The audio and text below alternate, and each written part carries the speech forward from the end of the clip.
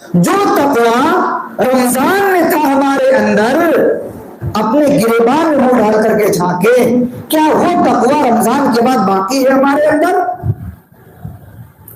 جو ڈر اور خوف اللہ کا رمضان میں تھا ہمارے اندر، کیا وہ ڈر اور خوف رمضان کے بعد بھی باقی ہے؟ کیا عبادت کی جو تڑپ رمضان کے مہینے میں تھی، غیر رمضان میں بھی وہ عبادت کی تڑپ باقی ہے؟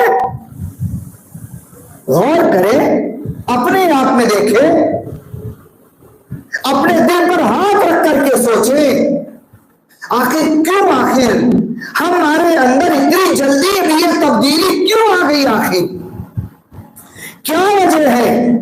ہم اور آپ اتنا جلدی کیوں بدل گئے؟ کہیں ایسا تو نہیں کہ اللہ نے جس مقصد کے لیے روزے کو فرض کیا تھا، ہم نے وہ مقصد حاصل نہ کیا ہو؟ اللہ نے فرمایا کہ لعلکم تتقون، روزے کا مقصد یہ ہے کہ تم متقی بن جاؤ، تقوی تمہارے اندر آ جائے۔ اور تقوی کا مطلب یہ ہوتا ہے کہ مسلمان کی زندگی رمضان ہو یا غیر رمضان ہو، ہمیشہ ایک جیسی ہوتی ہے۔ ایک مومن کی زندگی جیسی رمضان میں ویسے ہی رمضان کے بعد بھی ہوتی ہے۔ ایسا نہیں کہ رمضان آیا، ہم نے خوب عبادت کا شوق دکھایا، مسجدیں بھر دیا، پابندی کیا، قرآن عبادت کیا، جو ہی رمضان رخصت ہوا یہ ساری نیکیاں بھی مومن کے اندر ایسے ہی ہوتا ہے شوق و ذوق؟ نہیں میرے بھائی، اللہ نے فرمایا لعلکم تتقون، روزہ اس لیے فرض کیا تاکہ تم متقی بن جاؤ، اور جب متقی بن جاؤ گے نا تو جیسے رمضان میں ہو رمضان کے بعد بھی ایسے ہی رہو گے۔ غور کیجئے، واقعی اگر ہم جیسے رمضان میں تھے رمضان کے بعد بھی ویسے ہی ہے، یقین مانے اللہ نے ایک مہینے کا جو وقت ہمیں دیا تھا ہماری تربیت کے لیے، ہماری اصلاح کے لیے، ہماری ٹریننگ کے لیے، الحمدللہ وہ مکمل ہوئی اور اس کا اثر ہمارے اوپر ابھی بھی باقی ہے۔ اور اگر رمضان میں جو شوق تھا نمازوں کی پابندی کا، رمضان میں جو شوق تھا پہلی صف میں نماز پڑھنے کا، رمضان میں جو شوق تھا تہجد پڑھنے کا، رمضان میں جو شوق تھا قرآن کریم کی تلاوت کا، رمضان میں جو شوق تھا صدقہ خیرات کا، اگر یہ سارا شوق رمضان کے گزرتے ہی اس میں کمی آ گئی ہے تو پھر یقین مانیے میرے بھائی، اللہ نے جس مقصد کے لیے روزہ فرض کیا تھا وہ مقصد ہم نے پورا نہیں کیا۔ لعلکم تتقون، تاکہ تم متقی بن جاؤ۔ اور یہ سورہ حشر کی جو آیت پہلے پیش کیا، اللہ رب العالمین نے فرمایا یا ایھا الذین آمنوا اتقوا اللہ، اے ایمان والو اللہ تعالیٰ سے ڈرو، اللہ کا تقوی اختیار کرو۔ آگے کیا کہا؟ وَلْتَنْظُرْ نَفْسٌ مَا قَدَّمَتْ لِغَدٍ وَاتَّقُوا اللَّهَ إِنَّ اللَّهَ خَبِيرٌ بِمَا تَعْمَلُونَ۔ اللہ نے آگے فرمایا تم میں سے ہر شخص یہ غور کرے، یہ دیکھے اس نے کل کے لیے کیا تیاری کیا ہے۔ اللہ رب العالمین بڑی زبردست نصیحت کر رہا ہے میرے بھائی۔ واقعی اگر آپ تنہائی میں اس آیت کریمہ کا ترجمہ پڑھیں اور اس کو سمجھنے کی کوشش کریں، اللہ کی قسم کلیجہ منہ کو آ جاتا ہے۔ اللہ نے کہا کہ کل کے لیے تم نے کیا تیاری کیا ہے، غور کرو تم میں سے ہر شخص۔ اور آگے فرمایا پھر واتقوا اللہ، اللہ تعالیٰ سے ڈرتے رہو، ان اللہ خبیر بما تعملون، اور جو کچھ تم کر رہے ہو اللہ تمہارے اعمال سے اچھی طرح باخبر ہے۔ میرے محترم، یہ وہ آیت کریمہ ہے جس کے اندر اللہ رب العالمین نے 2 مرتبے تقوی اختیار کرنے کا حکم دیا ہے۔ یہ وہ آیت کریمہ جس میں اللہ نے 2 مرتبے کہا واتقوا اللہ، اللہ تعالیٰ سے ڈرو، اللہ کا تقوی اختیار کرو۔ اور اللہ رب العالمین یہ جو فرمایا کہ وَلْتَنْظُرْ نَفْسٌ مَا قَدَّمَتْ لِغَدٍ، تم میں ہر شخص غور کرے اس نے کل کے لیے کیا تیاری کیا ہے۔ یہ کل سے مراد کیا ہے جانتے ہیں؟ آج ابھی جمعہ کا دن گزرا نا، عربی کے اعتبار سے جمعہ کا دن ختم ہو گیا، سنیچر کا دن شروع ہو چکا ہے، لیکن انگریزی تاریخ کے اعتبار سے ابھی جمعہ کا دن چل رہا ہے۔ اگر آپ کو کل کسی سے ملاقات کرنا ہے، آپ کہتے ہیں میں کل آپ سے ملاقات کرنے والا ہوں، تو کتنی لمبی مدت مراد لیتے ہیں آپ؟ یہ کہہ کر کے کہ کل میں آپ سے ملنے والا ہوں، مطلب یہ ہے کہ آج جمعہ کا دن ختم ہو جائے اور میں کل جب سنیچر آئے گا تو میں آپ سے ملاقات کر لوں گا۔ یہی مطلب ہوا نا کہ آپ کل کہہ کر کے ایک ہفتے کی مدت مراد دیتے ہیں، ایک مہینے کی مدت، ایک سال کی مدت مراد دیتے ہیں۔ نہیں میرے بھائی، کل کہہ کر کے یہ رات ختم ہونے دیجئے، دن آنے دیجئے، میں آپ سے ملاقات کرتا ہوں۔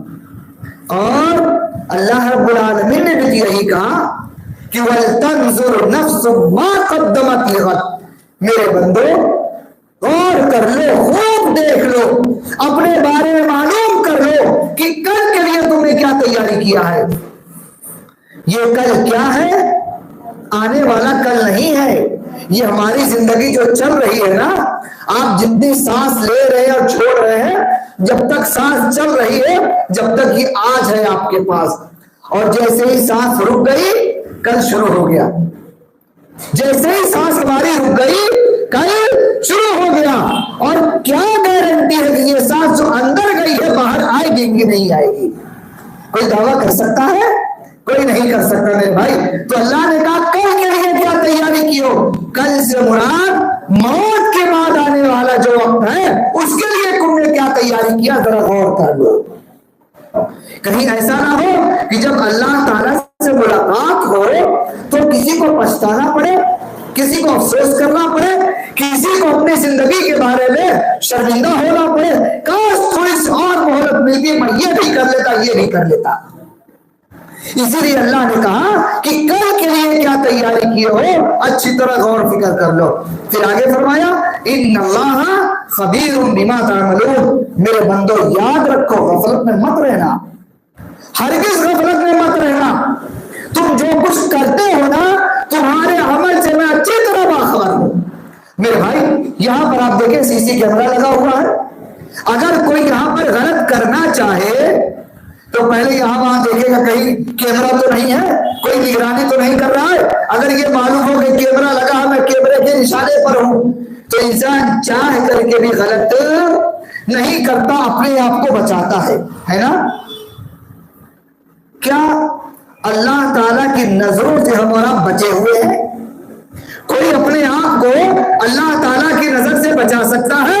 اللہ تعالیٰ تو دیکھ رہا ہے، لیکن اس کے باوجود اللہ رب العالمین نے ہمارے اور آپ کے کندھے پر دو فرشتوں کی ڈیوٹی بھی لگا رکھا ہے جو 24 گھنٹے ہماری نگرانی کرتے ہیں۔ آپ جو کچھ کہتے ہو، جو کرتے ہو، وہ ایک ایک چیز نوٹ کرتے چلے جاتے ہیں۔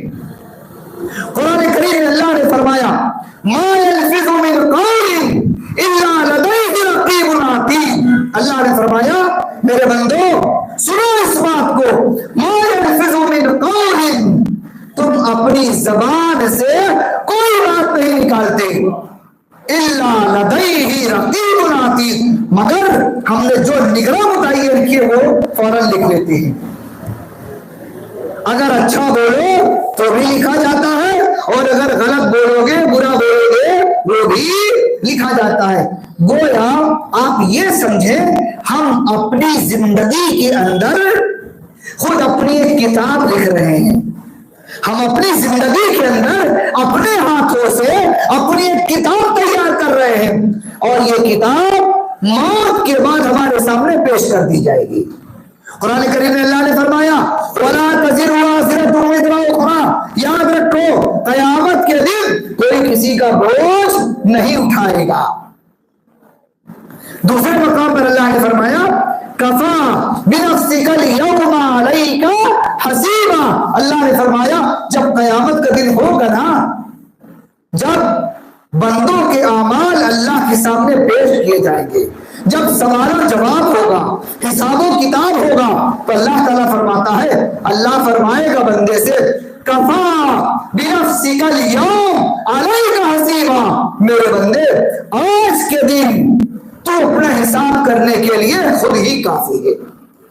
فرمائے گا یہ تیری کتاب ہے، پڑھ لے اس کو، اور پڑھنے کے بعد غور کر لے کہ تیرے بارے میں کیا فیصلہ کیا جائے۔